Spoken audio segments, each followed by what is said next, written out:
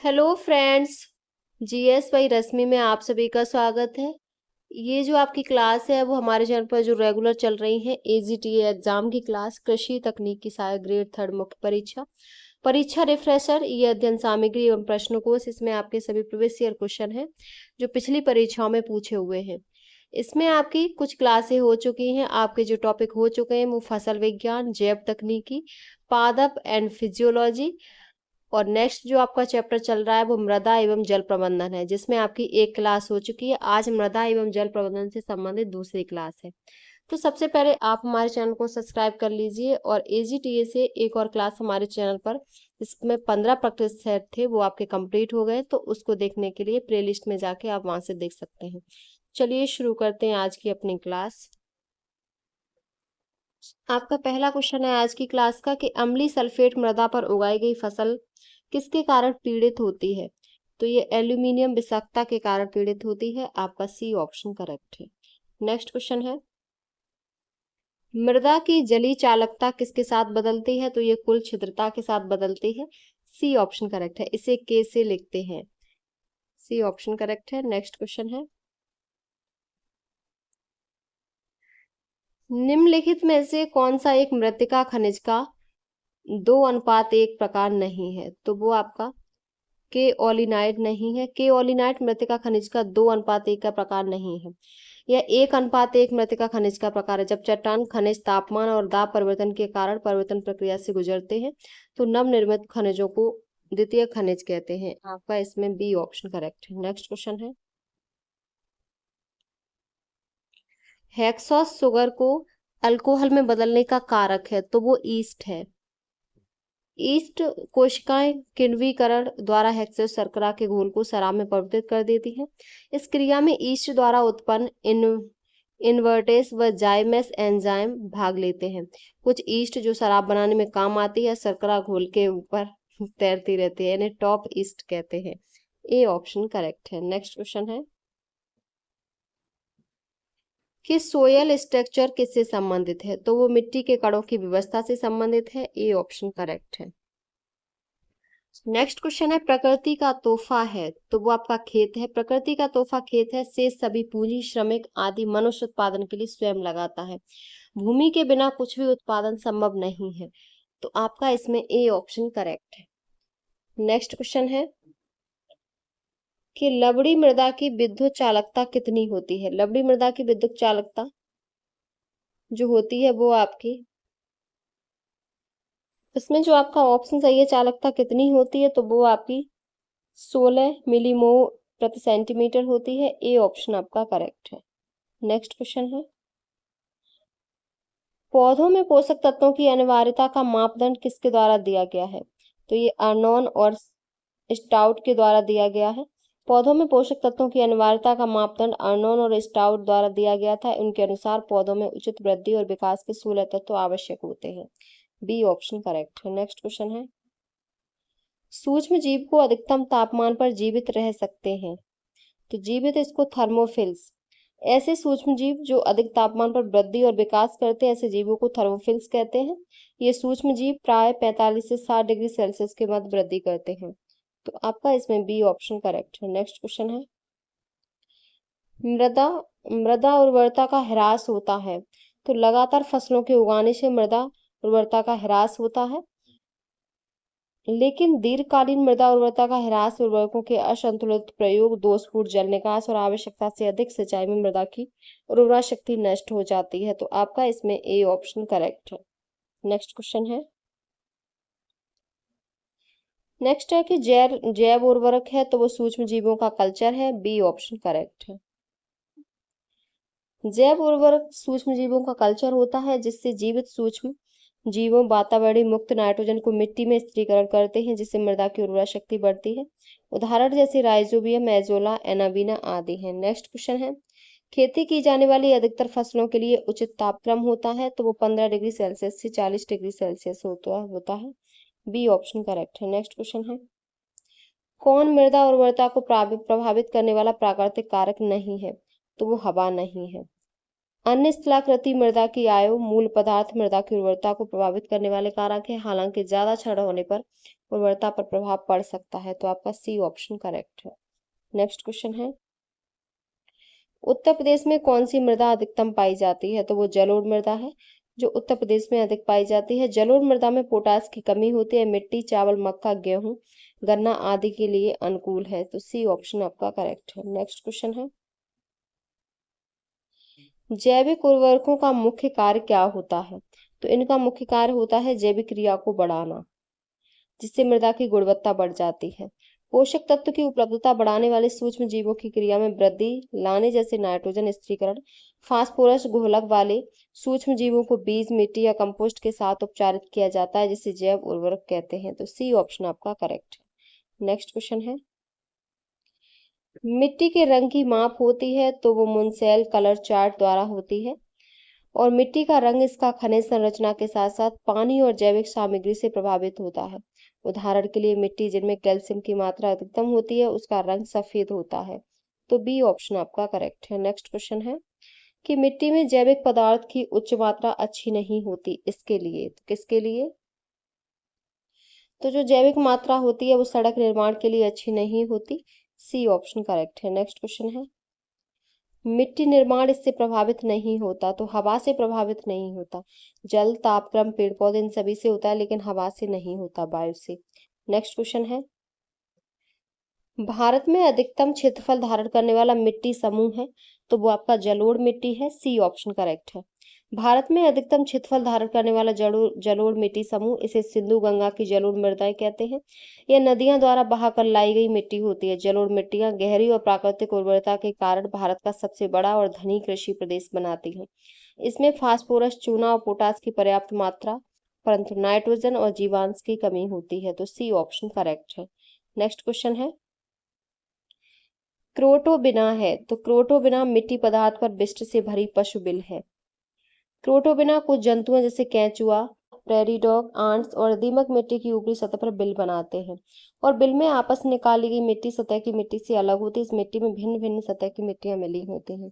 तो C option आपका correct है। नेक्स्ट क्वेश्चन है, मिट्टी में ताप प्रवाह होता है इसके द्वारा, तो वो चालन के द्वारा होता है, और जब मृदा कणों के द्वारा ही ऊष्मा का चालन एक सिरे से दूसरे सिरे तक हो जाता है तो उसे चालन कहते हैं। सी बी ऑप्शन करेक्ट है। नेक्स्ट क्वेश्चन है,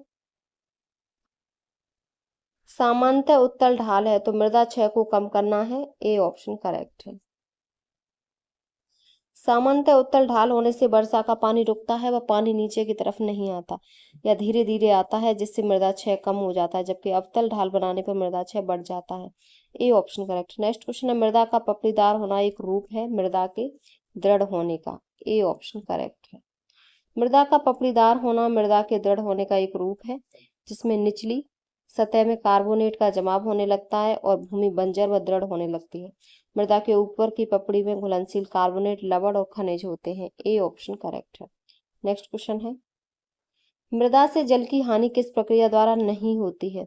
तो बाष्पीकरण रिसाव भाप द्वारा होती है, लेकिन क्रिस्टलन द्वारा नहीं होती। बी ऑप्शन आपका करेक्ट है। नेक्स्ट क्वेश्चन है, ह्यूमस का रंग होता है, तो ह्यूमस का जो रंग होता है वो काला भूरा होता है। ह्यूमस का रंग काला भूरा होता है। ह्यूमस विभिन्न मृदा जीवों द्वारा निर्मित या मूल ऊतकों से रूपांतरित काला भूरा रंग लिए एमोर्फस व कोलाइडल पदार्थों का प्रतिरोधी मिश्रण एवं जटिल रूप होता है। ह्यूमस में 40 से 45% लिग्निन, 30 से 35% प्रोटीन तथा शेष वसा, बैक्स और अवशेष पदार्थ होते हैं। लिग्निन एवं प्रोटीन का कुल अंश लगभग 70 से 80% होता है। यही कारण है कि ह्यूमस को लिग्नो प्रोटीन कॉम्प्लेक्स भी कहा जाता है। बी ऑप्शन आपका करेक्ट है, काला भूरा रंग। नेक्स्ट क्वेश्चन है,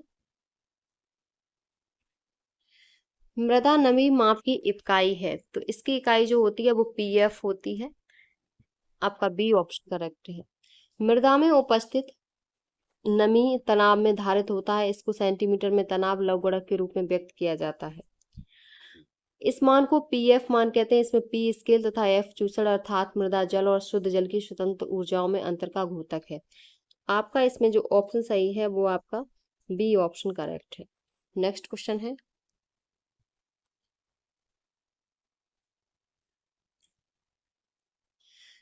ढाल के विपरीत मृदा कटाव को रोकने वाली तथा मृदा कटाव को बढ़ाने वाली फसलों की पट्टियों में खेती करना कहलाता है, तो वो कंटूर स्ट्रिप टॉपिंग कहलाता है। डी ऑप्शन आपका करेक्ट है। नेक्स्ट क्वेश्चन है, मृदा कणों की रचना विन्यास कहलाता है, तो वो मृदा संरचना। मृदा प्राथमिक कण जैसे बालू, सिल्ट, क्ले और द्वितीय कणों से मिलकर बनते हैं। इन कणों की व्यवस्था को ही मृदा संरचना या रचना विन्यास कहते हैं। मृदा में विभिन्न मृदा वर्ग के कणों के आपेक्षिक अनुपात को मृदा कणाकार कहते हैं। सी ऑप्शन करेक्ट है। नेक्स्ट क्वेश्चन है, तराई की मृदा में कमी होती है, तो ये जिंक की होती है। ए ऑप्शन करेक्ट है। इसमें कार्बनिक पदार्थ ज्यादा मात्रा में एवं पोषक पदार्थों की कम मात्रा पाई जाती है। मुख्यतः इसमें जेएन की कमी होती है, मिट्टी अम्लीय होती है, इसका पीएच मान जो वो 4.7 से 5.8 होता है, तो आपका ए ऑप्शन करेक्ट है। नेक्स्ट क्वेश्चन है, अधिकतम धनायन विनिमय क्षमता होती है, तो वो चेरनोजेम मृदा में होती है। डी ऑप्शन आपका करेक्ट है। यह मृदा दक्षिणी पठारों तथा मध्य भारत में पाई जाती है, जो रेगुर या कपास की काली मिट्टी कहलाती है। इस मृदा में कैल्शियम की मात्रा ज्यादा होती है। इस मिट्टी का आपेक्षिक घनत्व 1 से 1.2 तक होता है। ये मृदाएं आर्द्रता ग्राही होती है। इनमें 15 से 20% जीवांश पदार्थ पाया जाता है। इस मृदा में फास्फोरस तथा सल्फर की मात्रा अधिक होती है, तो डी ऑप्शन आपका करेक्ट है। नेक्स्ट क्वेश्चन है, संतृप्त जल बहाव हेतु मृदा की जल पारगम्यता निम्नलिखित में से किस कारक पर निर्भर करती है, तो ये मृदा रंध्र आकार एवं मृदा जल की मात्रा पर निर्भर करती है। सी ऑप्शन आपका करेक्ट है। नेक्स्ट क्वेश्चन है, निम्नांकित में से किस मृदा की धनायन विनिमय क्षमता सर्वाधिक है, तो वो बैटिसॉल की है। डी ऑप्शन आपका करेक्ट है। नेक्स्ट क्वेश्चन है, खनिज मृदाओं का कण घनत्व प्राय होता है, तो ये 2.65 ग्राम प्रति सेंटीमीटर क्यूब होता है। बी ऑप्शन आपका करेक्ट है। आपका कुछ महत्वपूर्ण खनिजों के कण घनत्व निम्न है, तो सबसे पहले है जो वो है क्वार्टर्स। क्वार्टर्स का कण घनत्व कितना होता है, तो 2.6 से 2.7। आर्थोक्लेज का 2.5 से 2.57। एल्बाइट का 2.605। एपेटाइट का 3.16 से 3.22। मैग्नेटाइट का 4.9 से 5.2। मस्कोबाइट का 2.76 से 3.3 और बायोटाइट का 2.8 से 3.2। क्लोराइट का 2.6 से 2.96 और हीमेटाइट का 4.9 से 5.3। लाइमोनाइट का 3.6 से 4 और क्ले का 2.6 से 2.7 है, तो आपका इसमें जो ऑप्शन सही था वो बी ऑप्शन करेक्ट है। नेक्स्ट क्वेश्चन है, क्षारीय भूमि के सुधार के लिए प्रयुक्त रसायन है, तो वो आपका कैल्शियम सल्फेट है। डी ऑप्शन करेक्ट है। क्षारीय भूमि के सुधार के लिए प्रयुक्त रसायन जिप्सम कैल्शियम सल्फेट है, जिसमें 23.2% कैल्शियम, 18.65% सल्फर और 20.9% जल होता है। 1 हेक्टेयर भूमि को सुधारने के लिए 150 से 400 क्विंटल जिप्सम की आवश्यकता पड़ती है, तो आपका इसमें डी ऑप्शन करेक्ट है। नेक्स्ट क्वेश्चन है, सूखी मृदा की विशिष्ट ऊष्मा लगभग होती है, तो 0.2 कैलोरी प्रति ग्राम होती है। डी ऑप्शन आपका करेक्ट है। नेक्स्ट क्वेश्चन है, नेक्स्ट है कि मृत्तिका यानी क्ले कण का व्यास कितना होता है, तो इसका व्यास 0.002 mm से कम होता है। ए ऑप्शन आपका करेक्ट है। नेक्स्ट क्वेश्चन है, कृमि जिसकी संख्या मृदा में अधिकतम होती है, तो वो बैक्टीरिया होता है। इसके बाद कवक तथा सूत्रकृमि की संख्या आती है। नेक्स्ट क्वेश्चन है कि आसानी से ऑक्सीकृत होने वाली सेल में होता है लोहा, पोटेशियम, मैग्नीशियम, कैल्शियम कार्बोनेट, तो कैल्शियम कार्बोनेट होता है। डी ऑप्शन आपका करेक्ट है। नेक्स्ट क्वेश्चन है, मास्टर सम स्तरों की संख्या है, तो 5 है।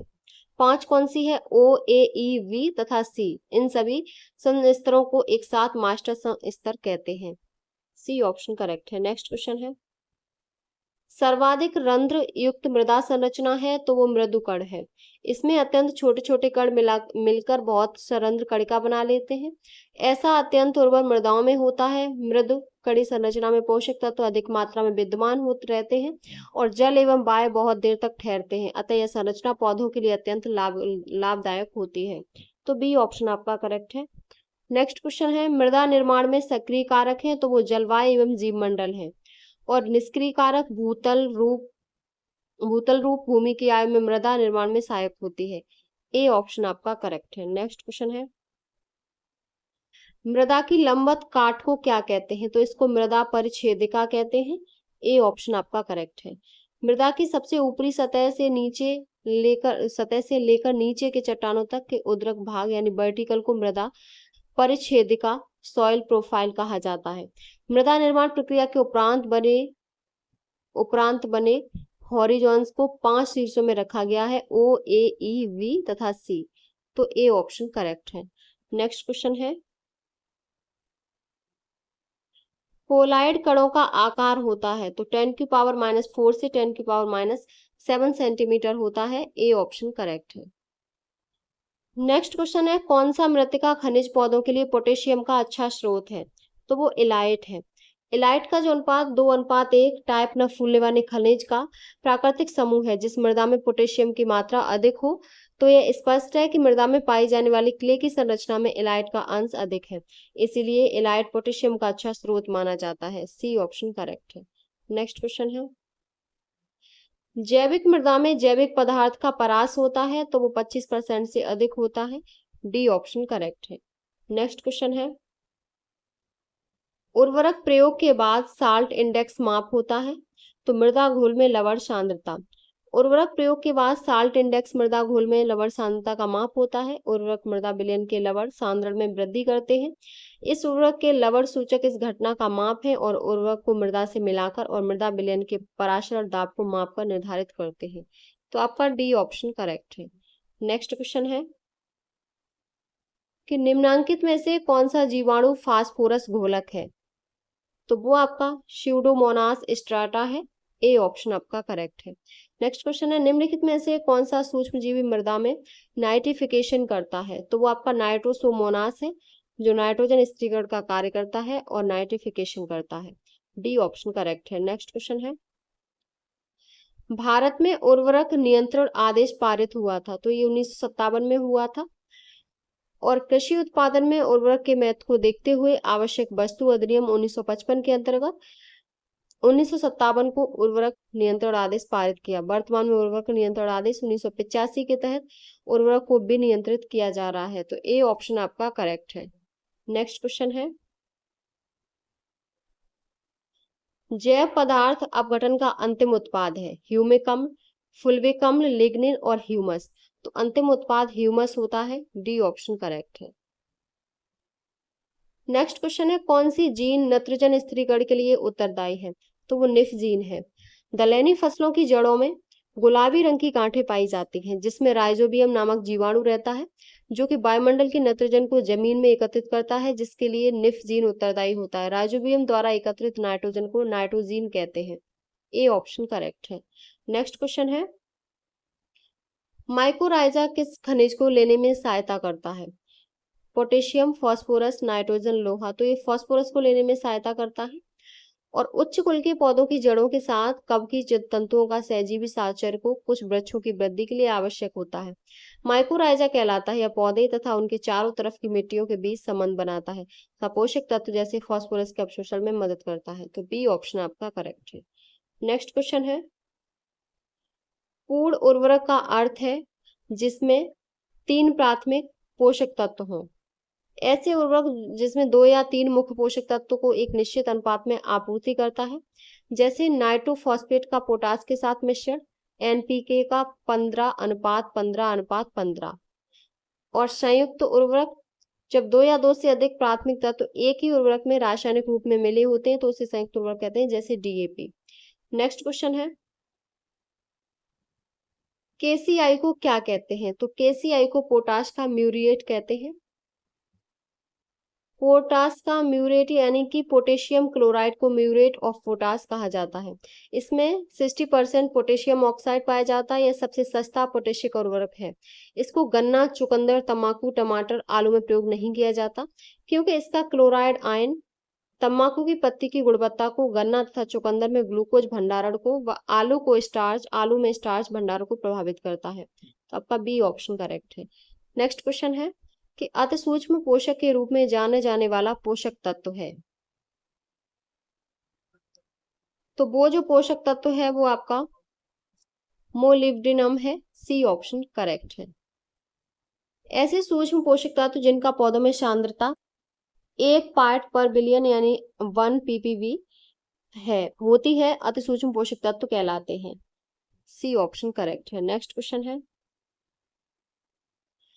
नाइट्रिफिकेशन किसका जैविक उपचयन है?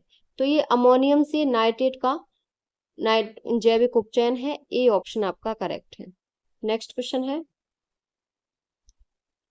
भारत का पूर्णतः जैविक राज्य घोषित किया गया प्रथम राज्य है, तो वो सिक्किम है, डी ऑप्शन करेक्ट है। ये 2016 में घोषित किया गया था।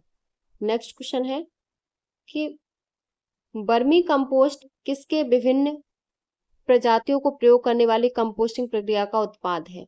तो वो केंचुओं के। वर्मी कंपोस्ट पशुओं जैसे गाय, भैंस, भेड़, बकरी, सुअर, मुर्गी आदि के ठोस व द्रव मलमूत्र को किसी पोषक पदार्थों जैसे बिछावन, पुआल, भूसा आदि में मिलाकर केंचुओं की सहायता से बनाई गई खाद को वर्मी कंपोस्ट कहते हैं। आपका बी ऑप्शन करेक्ट है। नेक्स्ट क्वेश्चन है, किस फसल में नील हरित काई यानी कि बीजीए का प्रयोग जैव उर्वरक के रूप में होता है? तो धान में होता है। एजेटोबैक्टर यह असहजीवी बैक्टीरिया है जो वातावरणीय नाइट्रोजन का स्थिरीकरण धान के खेत में करता है, तो बी ऑप्शन करेक्ट है। नेक्स्ट क्वेश्चन है, सर्वोत्तम हरी खाद की फसल है? तो वो ढैंचा है, क्योंकि सभी हरी खादों में यह सर्वाधिक कार्बनिक अम्ल पैदा करती है, जिससे ऊषर, लवड़ी, क्षारी भूमियों को सही करने में मदद मिलती है। ये 133 किलोग्राम प्रति हेक्टेयर नाइट्रोजन स्थिर करती है, तो आपका इसमें सी ऑप्शन करेक्ट था। नेक्स्ट क्वेश्चन है, ये क्वेश्चन आपका UK PSC GIC, UPTGT, UPPGT 2010, 2000 UPPCS और यूपीटीजीटी में 2013 में, 11 में, 2010 में, 2005 में, 2004 में और 2002 में, और यूपी यूडीए और एलडीए 2004 में। इतने बार ये क्वेश्चन पूछा हुआ है कि धान का खैरा रोग किसकी कमी से होता है? तो ये जिंक की कमी से होता है। इस रोग में पत्तियों पर कत्थई रंग के छिटकवा धब्बे दिखाई देने लगते हैं। इसके रोकथाम के लिए खड़ी फसल में 5 KG zinc sulphate plus 2.5 KG बिना बुझा चूना तथा 2% यूरिया घोल को 1000 लीटर पानी में घोलकर प्रति हेक्टेयर की दर से आवश्यकता अनुसार पहला छिड़काव रोपाई या बुवाई के 10 दिन बाद और दूसरा छिड़काव 10 से 15 दिन के बाद करना चाहिए, अथवा बुवाई से पहले मिट्टी में 25 किलोग्राम प्रति हेक्टेयर की दर से जिंक सल्फेट मिलाएं, तो डी ऑप्शन करेक्ट है। नेक्स्ट क्वेश्चन है, हरी खाद का प्रयोग अधिकतर किस तत्व के स्रोत के रूप में किया जाता है? तो नाइट्रोजन के तत्व के स्रोत के रूप में किया जाता है, सी ऑप्शन आपका करेक्ट है। नेक्स्ट क्वेश्चन है, निम्न में से कौन सी किसान खाद है? तो किसान खाद कैल्शियम अमोनियम नाइट्रेट है। आपका इसमें जो ऑप्शन सही है वो आपका सी ऑप्शन करेक्ट है। नेक्स्ट क्वेश्चन है, बीज शोधन बीमारी के नियंत्रण के लिए किया जाता है, तो वो बीज जनित किया जाता है, आपका सी ऑप्शन करेक्ट है। नेक्स्ट क्वेश्चन है, कौन सा जैविक उर्वरक नहीं है? तो वो मल्टीफ्लेक्स नहीं है। ऐसे जीवाणु संबंध जिसमें जीवाणुओं की जीवित कोशिकाएं होती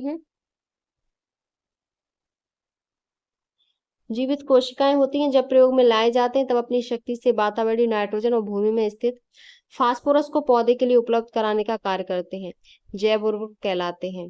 जैसे नीलहरित शैवाल और एजोला, एजेटोबैक्टर तथा एजोस्पाइरिलम, राइजोबियम और वर्मी कंपोस्ट, ए ऑप्शन करेक्ट है।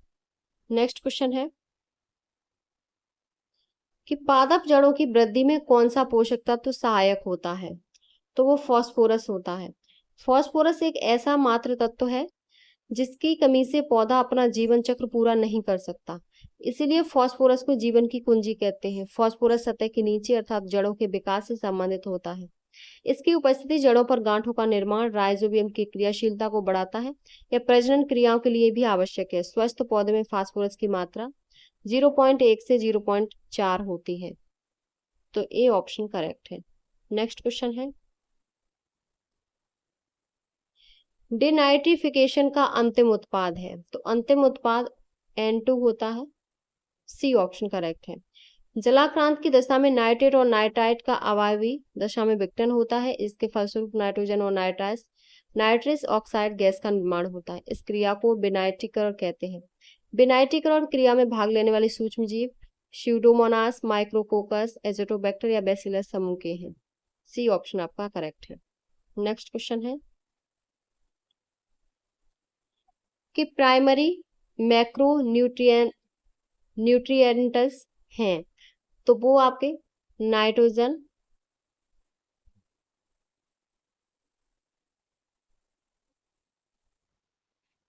तो आपका ए ऑप्शन नाइट्रोजन, फास्फोरस और पोटेशियम, ए ऑप्शन करेक्ट है, एन, पी और के।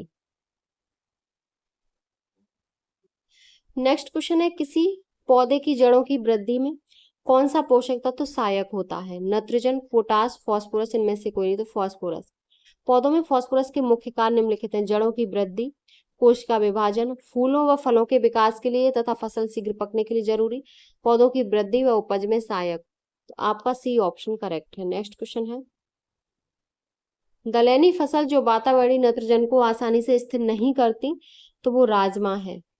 राजमा एक ऐसी दलहनी फसल है जिसको जड़ों में राइजोबियम ग्रंथियां न होने के कारण नाइट्रोजन की अत्यधिक मात्रा में आवश्यकता होती है। डी ऑप्शन करेक्ट है। नेक्स्ट क्वेश्चन है हरी खाद के लिए प्रयुक्त फसल है, तो वो आपकी द्विदलीय है। हरी खाद के लिए द्विबीजपत्री दलहनी फसलों का प्रयोग करते हैं। हरी खाद के रूप में मुख्य रूप से सनई, ढैंचा, मूंग, उर्द, ज्वार आदि फसलों का प्रयोग करते हैं। इन्हें मिट्टी में जोतकर मिला देते हैं। सामान्यतः हरी खाद से 15 से 30 किलोग्राम नाइट्रोजन भूमि में प्राप्त होती है। आपका इसमें बी ऑप्शन करेक्ट है। नेक्स्ट क्वेश्चन है फूल गोभी में बटनिंग किसकी कमी से होती है? तो वो नाइट्रोजन की कमी से होती है। दूसरा कारण देर से रोपाई या अधिक दिनों की पौध भी होती है। इस रोग में पौधों पर गोभी के छोटे छोटे फल लगते हैं। बी ऑप्शन करेक्ट है। नेक्स्ट क्वेश्चन है देश में वर्मी कंपोस्ट बनाने की तकनीकी सर्वप्रथम किसने विकसित की? तो ये डॉक्टर सुल्तान अहमद इस्माइल ने विकसित की। ए ऑप्शन करेक्ट है। भारत में सर्वप्रथम वर्मी कंपोस्ट तकनीक डॉक्टर सुल्तान अहमद इस्माइल ने IRSSB में विकसित किया। Doctor Ismail institute of research in soil biology and biotechnology के डायरेक्टर थे। आपका ए ऑप्शन करेक्ट है। नेक्स्ट क्वेश्चन है मृदा द्वारा पौधों को उसके सभी आवश्यक पोषकों को प्राप्त अवस्था में उपलब्ध कराने की क्षमता को कहा जाता है, तो मृदा उर्वरता कहा जाता है। बी ऑप्शन आपका करेक्ट है। नेक्स्ट क्वेश्चन है हिडेन हंगर का संबंध है, तो ये आपका तत्वों की कमी से है। जब कोई तत्व पौधों में पर्याप्त मात्रा में उपस्थित नहीं होता, तब पौधों की वृद्धि निश्चय ही प्रभावित हो जाती है। पौधा कुछ सीमा तक किसी पोषक तत्वों की कमी के लक्षण नहीं प्रकट करते, लेकिन वृद्धि निस्संदेह प्रभावित होती है। तो इस स्थिति को हिडेन हंगर कहते हैं। बी ऑप्शन करेक्ट है। नेक्स्ट क्वेश्चन है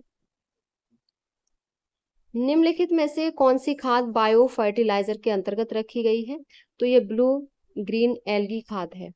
बायो फर्टिलाइजर के रूप में निम्न का प्रयोग किया जाता है: राइजोबियम दलहनी फसलों में, नील हरित शैवाल यानी बीजीय धान में, अन्य एजेटोबैक्टर, एजोस्पाइरिलम व फास्फेट घोलक इत्यादि जैव उर्वरक के रूप में प्रयोग किया जाता है। तो डी ऑप्शन करेक्ट है। नेक्स्ट क्वेश्चन है किस एक की अनुपस्थिति में पर्णहरित नहीं बनता? तो वो मैग्नीशियम की उपस्थिति में नहीं बनता और इसकी कमी के कारण पौधों का रंग पीला हो जाता है तथा पौधे भोजन बनाने में असमर्थ हो जाते हैं। सी ऑप्शन करेक्ट है। नेक्स्ट क्वेश्चन है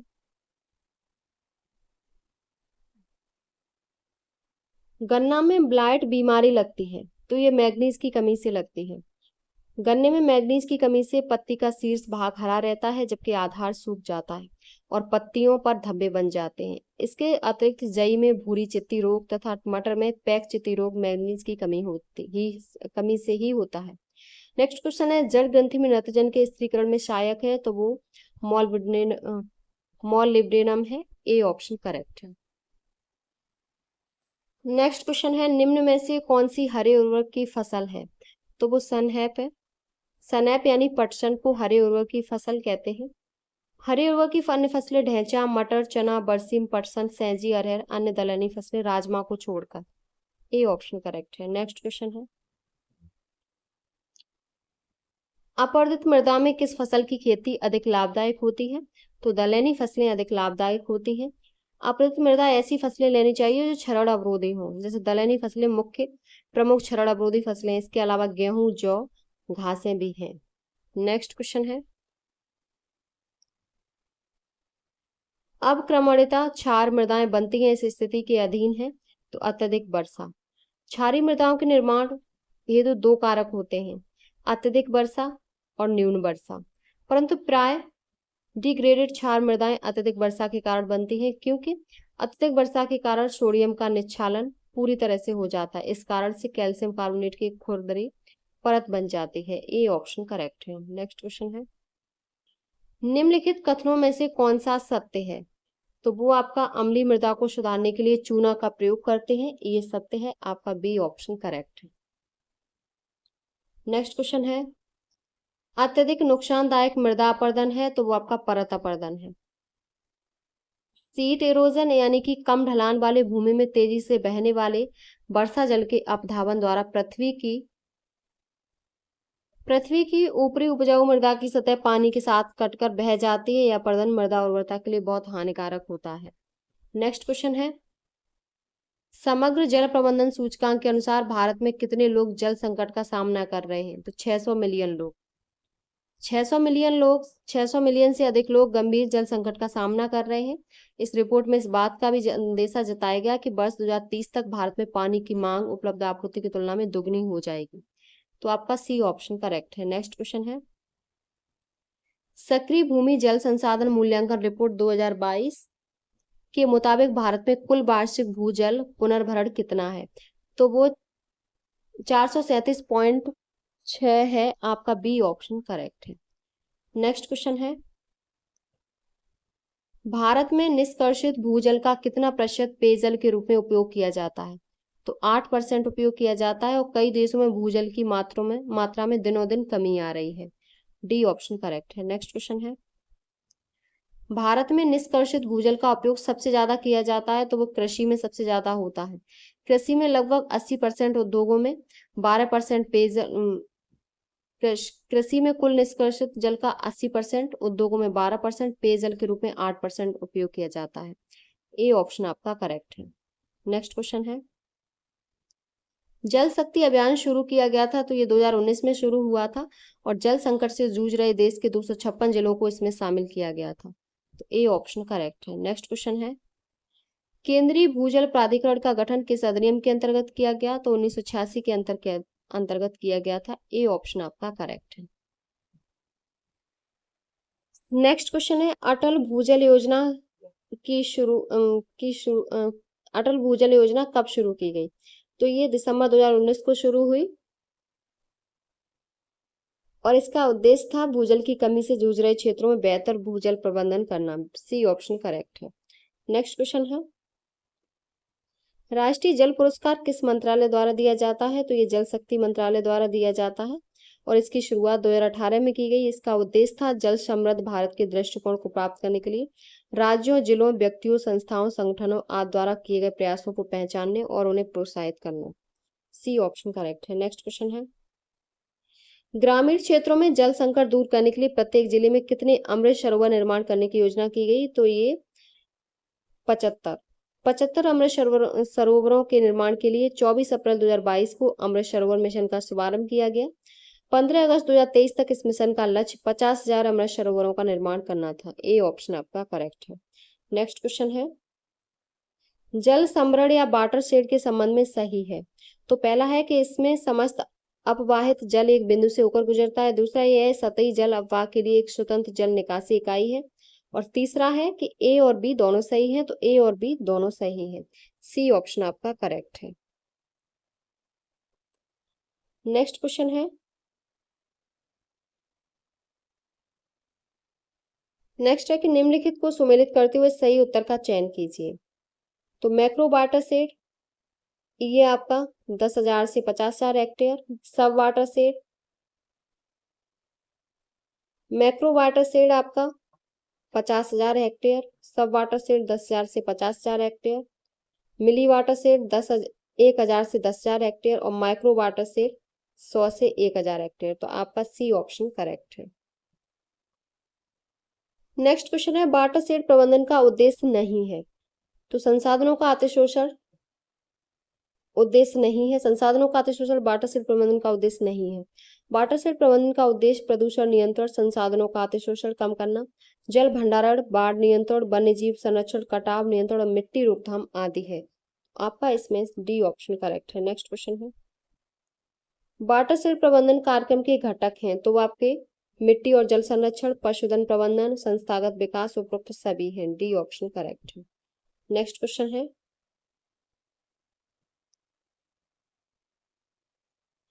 कि एकीकृत वाटरशेड विकास कार्यक्रम कब से चलाया जा रहा है, तो ये 2009 से 10 से चलाया जा रहा है और इसका उद्देश्य 2027 तक 55 मिलियन हेक्टेयर वर्षा सिंचित भूमि को कवर करना। तो आपका बी ऑप्शन करेक्ट है। ये आपके मृदा एवं जल प्रबंधन से आपके क्वेश्चन कंप्लीट हो गए और जो आपके बचे हुए क्वेश्चन हैं इस चैप्टर के वो नेक्स्ट क्लास में आपके कंप्लीट होंगे। ये क्लास आपकी एजीटीए के एग्जाम के लिए इम्पोर्टेंट है। इससे पहले आपकी एक क्लास और करवा दी गई है जिसमें 15% सेट थे, वो भी इम्पोर्टेंट है। तो ये सभी क्लासें देखने के लिए आप हमारे चैनल को सब्सक्राइब करके प्लेलिस्ट में जाके वहां से देख सकते हैं। तो अगर आपको हमारी वीडियो पसंद आई हो तो प्लीज़ चैनल को like, subscribe, share and comment करें।